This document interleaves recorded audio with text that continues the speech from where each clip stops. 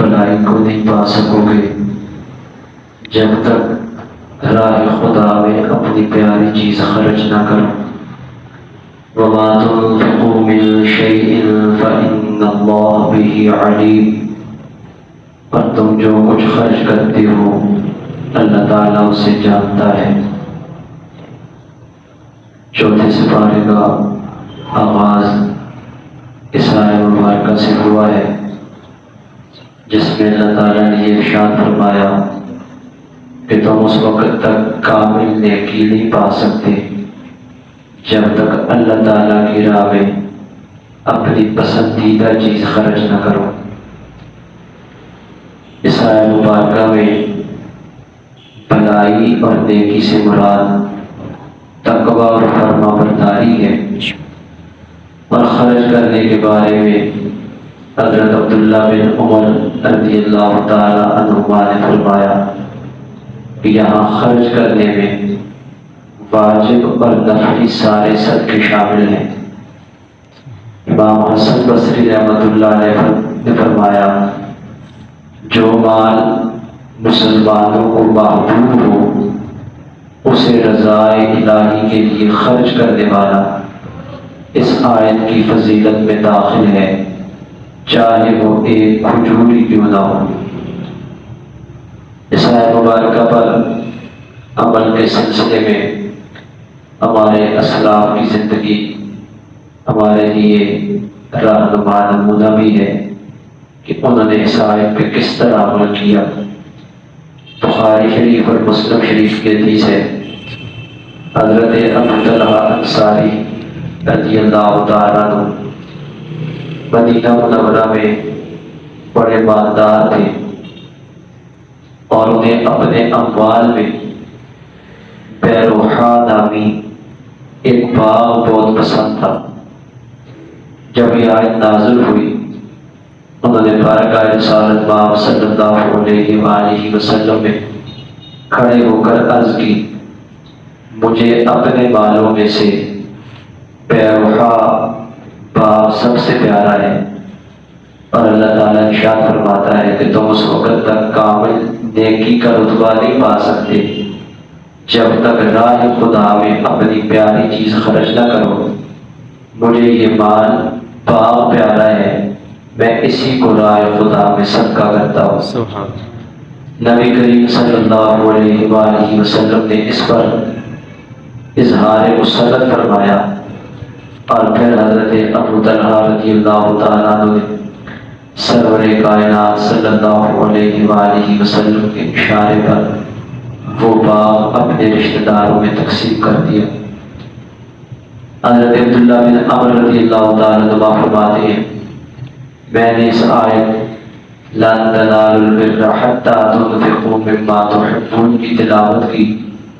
میں نے اللہ تعالیٰ کی عطا کی ہوئی نعمتوں میں غور کیا کہ کون سی نعمت مجھے سب سے زیادہ پیاری ہے۔ جب غور کیا تو میں نے اپنی ایک بانی کو اپنے نزدیک سب سے زیادہ پیارا پایا۔ اس پر میں نے کہا کہ یہ اللہ تعالیٰ کی رضا کے لیے آزاد ہے۔ اگر یہ بات نہ ہوتی کہ جس چیز کو میں نے اللہ تعالیٰ کے لیے کر دیا اس کی طرف نہ لوٹوں گا تو میں اس بانی سے نکاح کر لیتا۔ حضرت عمرو بن دینار رضی اللہ تعالیٰ عنہ فرماتے ہیں یہ آیت جب نازل ہوئی حضرت زید بن حارثہ رضی اللہ تعالیٰ عنہ اپنے پسندیدہ گھوڑے کو لے کر بارگاہ رسالت میں حاضر ہوئے۔ عرض کی یا رسول اللہ آپ اس گھوڑے کو صدقہ فرما دیں۔ تاجدار رسالت مآب صلی اللہ علیہ وآلہ وسلم نے وہ گھوڑا ان کے بیٹے حضرت اسامہ رضی اللہ تعالیٰ عنہ کو عطا فرما دیا۔ حضرت زید رضی اللہ تعالیٰ عنہ نے عرض کی میں نے اس گھوڑے کو صرف اللہ تعالیٰ کی راہ میں صدقہ کرنے کا ارادہ کیا ہے۔ نبی کریم صلی اللہ علیہ وآلہ وسلم نے ارشاد فرمایا بے شک تیرا صدقہ رب نے قبول فرما لیا ہے۔ حضرت عمر بن عبدالعزیز رضی اللہ تعالیٰ عنہ شکر کی بوریاں خرید کر صدقہ کرتے تھے۔ کہنے والے نے ان سے کہا کہ اس کی قیمت آپ صدقہ کیوں نہیں کرتے؟ آپ نے فرمایا کہ شکر مجھے محبوب اور مرغوب ہے، میں چاہتا ہوں کہ اللہ کی راہ میں اپنی پیاری چیز خرچ کروں۔ یہ ہمارے لیے ایک سبق ہے کہ ہمارے اسلاف نے اس آیت پہ کس طرح عمل کیا۔ وَمَا تُنْفِقُوا مِنْ شَيْءٍ فَإِنَّ اللَّهَ بِهِ عَلِيمٌ، اور تم جو کچھ اللہ کی راہ میں خرچ کرو اللہ تعالیٰ اسے جانتا ہے۔ اللہ تعالیٰ جانتا ہے کہ تم اس کی راہ میں عمدہ، نفیس اور اپنی پسندیدہ چیز خرچ کر رہے ہو یا ردی، ناکارہ اور اپنی ناپسندیدہ چیز خرچ کر رہے ہو، تو جیسی چیز تم خرچ کرو گے اسی کے مطابق اللہ تعالیٰ تمہیں جزا عطا فرمائے گا۔ كل الطعام كان حلا لبني إسرائيل إلا ما حرم إسرائيل على نفسه من قبل أن تنزل التوراة، تمام کھانے بنی اسرائیل کے لیے حلال تھے سوائے ان کھانوں کے جو یعقوب علیہ السلام نے تورات نازل کیے جانے سے پہلے اپنے اوپر حرام کر لیے تھے۔ قُلْ فَأْتُوا بِالتَّوْرَاةِ فَاتْلُوهَا إِن كُنتُمْ صَادِقِينَ، آپ فرما دیجئے تورات لاؤ اور اسے پڑھو اگر تم سچے ہو۔ آیت مبارکہ کی شان نزول کے حوالے سے علماء تفسیر نے یہ بیان نقل کیا ہے کہ مدینہ منورہ کے یہودیوں نے حضور علیہ السلام پر اعتراض کیا کہ آپ اپنے آپ کو ملت ابراہیمی پر خیال کرتے ہیں، حالانکہ حضرت ابراہیم علیہ السلام اونٹ کا گوشت نہیں کھاتے تھے اور اونٹنی کا دودھ نہیں پیتے تھے، اور آپ تو کھاتے پیتے ہیں، آپ ملت ابراہیمی پر کیسے ہوئے؟ حضور پردور صلی اللہ علیہ وآلہ وسلم نے فرمایا کہ یہ چیزیں حضرت ابراہیم علیہ السلام پر حلال تھی۔ یہودی کہنے لگے کہ یہ تو حضرت نوح علیہ السلام پر بھی حرام تھی، حضرت ابراہیم علیہ السلام پر بھی حرام تھی، اور ہم تک حرام ہی چلی آئی ہے۔ اس پر اللہ تعالیٰ نے یہ آیت نازل فرمائی، اس میں بتایا گیا کہ یہودیوں کا یہ دعویٰ غلط ہے، یہ چیزیں حضرت ابراہیم علیہ السلام، حضرت اسماعیل علیہ السلام، حضرت اسحاق علیہ السلام، حضرت یعقوب علیہ السلام پر حلال تھی، اور حضرت یعقوب علیہ السلام نے کسی سبب سے ان کو اپنے اوپر حرام فرمایا اور یہ حرمت ان کی اولاد میں باقی رہی۔ یہودیوں نے اس کا انکار کیا تو نبی کریم علیہ السلام نے فرمایا تورات میں یہ مضمون موجود ہے، اگر تمہیں اس سے انکار ہے تو تورات لاؤ، اس میں سے نکال کر دکھا دو کہ یہ چیزیں حضرت ابراہیم علیہ السلام پر حرام تھی۔ اس پر یہودیوں کو اپنی ذلت اور رسوائی کا خوف ہوا اور وہ تورات نہ لا سکے، اور ان کا جھوٹا ہونا ظاہر ہو گیا اور انہیں شرمندگی اٹھانی پڑی۔ اس سے معلوم ہوا کہ احکام کا منسوخ ہونا یہ ہمیشہ سے ہوتا آ رہا ہے، لہذا قرآن کی بعض آیات کے منسوخ ہونے پر کوئی اعتراض نہیں۔ اس کی تفصیل سورہ بقرہ کی آیت نمبر 106 کی تفسیر میں گزر چکی ہے، اور اس سے یہ بھی معلوم ہوا کہ حضور سید المرسلین صلی اللہ علیہ وآلہ وسلم کا علم یہ اللہ تعالیٰ کی خاص عطا سے ہے کہ آپ صلی اللہ علیہ وآلہ وسلم تورات و انجیل کی تعلیمات سے خبردار ہیں، اور اللہ تعالیٰ نے آپ کو غیبی علوم عطا فرمائے ہیں۔ سبحان اللہ۔ فَمَنِ افْتَرَىٰ عَلَى اللَّهِ الْكَذِبَ مِن بَعْدِ ذَٰلِكَ فَأُولَٰئِكَ هُمُ الظَّالِمُونَ، پھر اس کے بعد بھی جو اللہ تعالیٰ پر جھوٹ باندھے وہی لوگ ظالم ہیں۔ یعنی اس بات کی وضاحت ہو گئی کہ بنی اسرائیل پر جو کھانے حرام ہیں یہ حضرت ابراہیم علیہ السلام سے نہیں بلکہ بعد میں حضرت یعقوب علیہ السلام کے حرام کرنے سے ہوئے، تو جو اس حقیقت کے واضح ہو جانے کے بعد بھی اللہ تعالیٰ پر جھوٹ باندھے اور کہیں کہ ملت ابراہیمی میں اونٹوں کے گوشت اور دودھ اللہ تعالیٰ نے حرام کیے تھے، وہ ظالم ہے۔ اس آیت سے یہ بھی معلوم ہوا کہ علم کے باوجود خدا کرنا زیادہ سخت ہے، اور یہ بھی معلوم ہوا کہ حلال کو اپنی طرف سے بلا دلیل حرام کہنا یہ اللہ تعالیٰ پر افترا کرنا ہے۔ قل صدق اللہ، اے محبوب صلی اللہ علیہ وآلہ وسلم آپ فرما دیجئے اللہ تعالیٰ نے سچ فرمایا۔ فاتبعوا ملت ابراہیم حنیفا، لہذا تم ابراہیم علیہ السلام کے دین پر چلو جو ہر باطل سے جدا تھے۔ وما کان من المشرکین، اور وہ مشرکوں میں سے نہیں تھے۔ اس آیت میں دین ابراہیمی کی پیروی کا حکم دیا، اور اس سے مراد یہ ہے کہ دین محمدی کی پیروی کرو، کیونکہ اس کی پیروی ملت ابراہیمی کی پیروی ہے۔ دین محمدی اس ملت کو اپنے اندر لیے ہوئے ہیں۔ ان اول بیت وضع للناس الذی ببکۃ مبارکا وہدی للعالمین، بے شک سب سے پہلا گھر جو لوگوں کی عبادت کے لیے بنایا گیا وہ ہے جو مکہ میں ہے، برکت والا ہے اور سارے جہان والوں کے لیے ہدایت۔ یہودیوں نے کہا تھا کہ ہمارا قبلہ بیت المقدس کعبہ سے افضل ہے، کیونکہ یہ گزشتہ انبیاء کرام علیہ السلام کا قبلہ رہا ہے اور یہ خانہ کعبہ سے پرانا ہے۔ ان کے رد میں یہ آیت کریمہ نازل ہوئی جس میں بتایا گیا کہ روئے زمین پر عبادت کے لیے سب سے پہلے جو گھر تیار ہوا وہ خانہ کعبہ ہے۔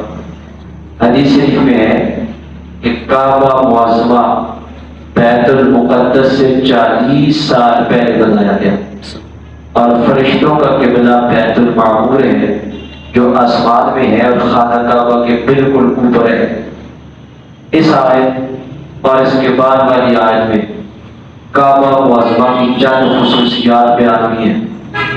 پہلی یہ کہ سب سے پہلی عبادت گاہ ہے، حضرت آدم علیہ السلام نے اس کی طرف نماز پڑھی۔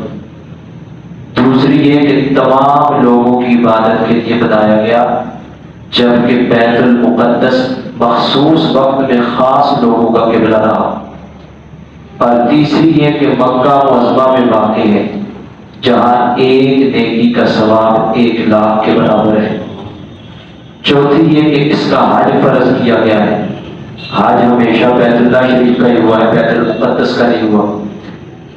اور پھر یہ بھی بیان کیا گیا کہ اسے اللہ نے امن کا مقام قرار دیا ہے، اور یہ بھی کہ اس میں بہت سی نشانیاں رکھی ہیں جن میں ایک مقام ابراہیم ہے۔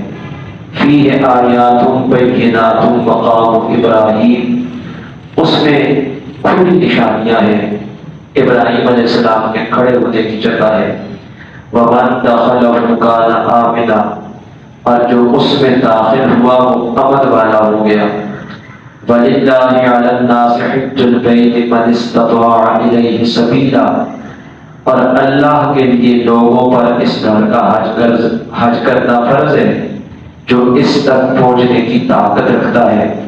وَمَنْ كَفَرَ فَإِنَّ اللَّهَ غَنِيٌّ عَنِ الْعَالَمِينَ، اور جو انکار کرے تو اللہ تعالیٰ سارے جہان سے بے پرواہ ہے۔ خانہ کعبہ کی عظمت اور شان کا بیان ان آیات میں بھی چل رہا ہے۔ اسی ضمن میں فرمایا کہ خانہ کعبہ میں بہت سی فضیلتیں اور نشانیاں ہیں جو اس کی عزت، حرمت اور فضیلت پر دلالت کرتی ہیں۔ ان نشانیوں میں سے بعض یہ ہیں کہ پرندے کعبہ شریف کے اوپر نہیں بیٹھتے اور اس کے اوپر سے پرواز نہیں کرتے، بلکہ پرواز کرتے ہوئے آتے ہیں اور جیسے ہی خانہ کعبہ شریف کے قریب پہنچتے ہیں ادھر ادھر ہٹ جاتے ہیں۔ اور جو پرندے بیمار ہو جاتے ہیں وہ اپنا علاج یہی کرتے ہیں، ہوائیں کعبہ میں ہو کر گزر جائیں، اس سے انہیں شفا مل جاتی ہے۔ اور وحشی جانور ایک دوسرے کو حرم کی حدود میں تکلیف نہیں دیتے، حتیٰ کہ اس سرزمین میں کتے ہرن کا شکار نہیں کرتے، ہرن کا شکار کرنے کے لیے نہیں توڑتے، اور لوگوں کے دل کعبہ معظمہ کی طرف کھنچتے ہیں۔ اور اس کی یہ خصوصیت بھی ہے کہ جب اس پر نظر پڑتی ہے نظر پڑتے ہی آنسو جاری ہو جاتے ہیں، اور ہر شب جمعہ کو ارواح اولیاء اس کے گرد حاضر ہوتی ہیں اور جو کوئی اس کی بے حرمتی اور بے ادبی کا ارادہ کرتا ہے برباد ہو جاتا ہے۔ ابرہہ کی مثال سامنے ہے۔ انہی آیات میں سے مقام ابراہیم وغیرہ وہ چیزیں ہیں جن کا اس آیت میں بیان فرمایا گیا ہے۔ مقام ابراہیم وہ پتھر ہے جس پر حضرت ابراہیم علیہ السلام کعبہ شریف کی تعمیر کے وقت کھڑے ہوئے تھے، اور یہ پتھر خانہ کعبہ کی دیواروں کی اونچائی کے مطابق خود بخود اونچا ہوتا جاتا تھا، اور جب انہیں نیچے اترنے کی ضرورت پڑتی ہے نیچے ہو جاتا۔ اس میں حضرت ابراہیم علیہ السلام کے مبارک قدموں کے نشان ہیں جو ہزارہا سال گزرنے اور بکثرت ہاتھوں سے مس ہونے کے باوجود ابھی تک باقی ہیں۔ اس سے معلوم ہوا کہ جس پتھر سے پیغمبر کے قدم چھو جائیں وہ متبرک شاعر اللہ اور آیت اللہ یعنی اللہ کی نشانی بن جاتا ہے۔ اللہ تعالیٰ فرماتا ہے ان الصفا والمروہ من شعائر اللہ، بے شک صفا اور مروہ اللہ کی نشانیوں میں سے ہیں۔ یہ دو پہاڑیاں ہیں، اور یہ دونوں پہاڑیاں حضرت حاجرہ رضی اللہ تعالیٰ عنہا کے قدم پڑ جانے سے شاعر اللہ یعنی اللہ کی نشانیاں بن گئی۔ تو معلوم ہوا جن چیزوں کو اللہ تعالیٰ کے محبوب اور مقبول بندوں سے نسبت ہو جائے وہ چیزیں متبرک ہو جاتی ہیں، اللہ کی نشانیاں بن جاتی ہیں۔ پتھر پر حضرت ابراہیم علیہ السلام کے مبارک قدم لگے، اللہ تعالیٰ نے اس پتھر کی شان بیان فرمائی کہ خانہ کعبہ میں جتنے بت تھے وہ بھی پتھر کے تھے، انہیں نکالنے کا حکم دیا، اور جس پتھر پر اس کے خلیل کے قدم لگے اسے قیامت تک خانہ کعبہ کے سامنے رکھنے کا حکم دیا، تاکہ پتہ چل جائے محبوبوں سے نسبت رکھنے والی چیزیں رب کو کتنی پسند ہے۔ صفا اور مروہ دو پہاڑیاں ہیں۔ حضرت حاجرہ وہ نبیہ نہیں، کوئی عورت نبیہ نہیں ہوئی، نبی سارے مرد ہوئے، وہ ولیہ ہوئی، ان کے قدم لگے تو اللہ تعالیٰ نے ان پہاڑیوں کو بھی شاعر اللہ فرمایا کہ اللہ کی نشانیاں ہیں۔ تو معلوم ہوا جس چیز کو اللہ کے کسی مقبول اور محبوب بندے سے نسبت ہو جائے وہ اللہ کی نشانی بن جاتا ہے۔ اور 67ویں سپارے میں رب نے فرمایا وَمَن يُعَظِّمْ شَعَائِرَ اللَّهِ فَإِنَّهَا مِن تَقْوَى الْقُلُوبِ، جو اللہ کی نشانیوں کی تعظیم کرتا ہے یہ دلوں کا تقویٰ ہے۔ ایک تقویٰ ظاہر یا ذاکہ ہے جو نماز روزہ رکھنے سے پڑھنے سے نصیب ہوتا ہے، حلال اختیار کرنے سے حرام سے بچنے سے، اور ایک دل کا تقویٰ ہے، اور دل کا تقویٰ قرآن حکیم نے بیان فرمایا شاعر اللہ کی تعظیم سے حاصل ہوتا ہے۔ سب سے بڑا نشانی اللہ تعالیٰ کی اس کائنات میں نبی کریم علیہ السلام کا روضہ مبارکہ ہے، وہ اللہ رب العزت کی سب سے بڑی نشانی ہے، رب کے محبوب کے ساتھ اسے نسبت ہے، اس کی تعظیم دلوں کا تقویٰ ہے۔ پھر اہل اللہ کے جتنے مزارات ہیں وہ اللہ رب العزت کی نشانیاں ہیں، جہاں ان مقدس ہستیوں کا وجود ہزاروں سالوں سے موجود ہے، اللہ رب العزت کی طرف سے وہاں رحمتوں اور برکتوں کا نزول ہوتا ہے۔ خانہ کعبہ کی یہ فضیلت بھی بیان فرمائی وَمَن دَخَلَهُ كَانَ آمِنًا، جو اس میں داخل ہوا امن والا ہو گیا۔ اللہ تعالیٰ نے پورے حرم کی حدود کو امن والا بتا دیا، یہاں تک کہ اگر کوئی شخص قتل اور جرم کر کے حدود حرم میں داخل ہو جائے وہاں نہ اس کو قتل کیا جائے گا نہ اس پر حد قائم کی جائے گی۔ حضرت عمر رضی اللہ تعالیٰ نے فرمایا اگر میں اپنے والد خطاب کے قاتل کو بھی حرم شریف میں پاؤں تو اس کو ہاتھ نہ لگاؤں یہاں تک کہ وہ وہاں سے باہر آ جائے۔ حرم سے مراد خانہ کعبہ کے ارد گرد کئی کلومیٹر پھیلا ہوا علاقہ ہے جہاں باقاعدہ نشانات لگا کر اسے ممتاز کر دیا گیا ہے۔ جو لوگ حج اور عمرہ کرنے جاتے ہیں انہیں عموماً اس کی پہچان ہو جاتی ہے، کیونکہ وہاں جا کر جب لوگوں کا عمرہ کرنے کا ارادہ ہوتا ہے تو عمرہ کرنے کے لیے حدود حرم سے باہر جا کر احرام باندھ کر آنا ہوتا ہے۔ وَلِلَّهِ عَلَى النَّاسِ حِجُّ الْبَيْتِ، اور اللہ تعالیٰ کے لیے لوگوں پر اس گھر کا حج کرنا فرض ہے۔ اس آیت میں حج کی فرضیت کا بیان ہے اور اس کا استطاعت کے ساتھ اس کو مشروط کیا گیا ہے کہ جو استطاعت رکھتا ہے وہ حج کرے۔ اور حدیث شریف میں نبی کریم علیہ السلام نے اس کی تفسیر زائرہ اور سواری سے فرمائی کہ جس کے پاس اتنا خرچہ ہو کہ وہ سفر حج کے لیے جائے، اپنی ضرورتیں اپنے خرچے سے پوری کرے، اور اس کی عدم موجودگی میں اس کے گھر والوں کے پاس بھی اتنا کچھ ہو کہ اس کے واپس آنے تک ان کی ضرورتیں بھی پوری ہوں، اور سواری بھی اس کے پاس ہو، اور راستے میں سے کوئی خوف بھی نہ ہو۔ سرکار نے حدیث شریف میں اس کی تفسیر ان الفاظ سے فرمائی ہے کہ زادرہ اور سواری جس کے پاس ہو اس کے لیے اس گھر کا حج کرنا فرض ہے۔ کھانے پینے کا انتظام اس قدر ہونا چاہیے کہ جا کر واپس آنے تک اس کے لیے کافی ہو، اور یہ واپسی کے وقت تک اہل و عیال کے خرچے کے علاوہ ہونا چاہیے۔ راستے کا امن بھی ضروری ہے کیونکہ اس کے بغیر حج کی ادائیگی لازم نہیں ہوتی۔ ومن کفر، اور جو انکار کرے، فرمایا حج کی فرضیت بیان کر دی گئی، اب جو اس کا منکر ہو اللہ تعالیٰ اس سے بلکہ سارے جہان سے بے نیاز ہے، اس سے اللہ تعالیٰ کی ناراضگی ظاہر ہوتی ہے، اور یہ مسئلہ بھی ثابت ہوتا ہے کہ فرض قطعی کا منکر کافر ہو جاتا ہے۔ قل یا اہل الکتاب لم تکفرون بآیات اللہ واللہ شہید علی ما تعملون، آپ فرما دیجئے اے اہل کتاب تم اللہ کی آیتوں کا انکار کیوں کرتے ہو حالانکہ اللہ تعالیٰ تمہارے اعمال پر گواہ ہے۔ یہاں اللہ رب العزت کی آیتوں سے مراد تورات کی وہ آیتیں ہیں جن میں محبوب کریم علیہ السلام کے اوصاف کا بیان ہے، اور وہ عقلی دلائل مراد ہیں جو نبی کریم علیہ السلام کی سچائی پر دلالت کرتے ہیں۔ قل یا اہل الکتاب لم تصدون عن سبیل اللہ من آمن تبغونها عوجا وانتم شہداء، آپ فرما دیجئے اے اہل کتاب تم ایمان لانے والوں کو اللہ کے راستے سے کیوں روکتے ہو، تم اس میں ٹیڑھا پن چاہتے ہو حالانکہ تم خود اس پر گواہ ہو۔ وَوَاللَّهُ بِغَافِلٍ عَمَّا تَعْمَلُونَ، اور اللہ تعالیٰ تمہارے اعمال سے بے خبر نہیں۔ اس آیت میں بھی اہل کتاب ہی سے خطاب ہے کہ اے اہل کتاب تم ان لوگوں کو جن کے دلوں میں ابھی ایمان مضبوط نہیں ہوا انہیں نبی کریم علیہ السلام کی شان میں تورات کی آیتیں چھپا کر اور یہ کہہ کر کیوں بہکاتے ہو کہ یہ وہ نبی نہیں جن کی خبر تورات و انجیل میں ہے، یہ کہہ کر تم انہیں اللہ تعالیٰ کے راستے سے کیوں روکتے ہو حالانکہ تم خود اس بات کے گواہ ہو کہ سید المرسلین صلی اللہ علیہ وآلہ وسلم کی شان تورات میں لکھی ہوئی ہے، اور اللہ تعالیٰ کی بارگاہ میں جو دین مقبول ہے وہ صرف دین اسلام ہے۔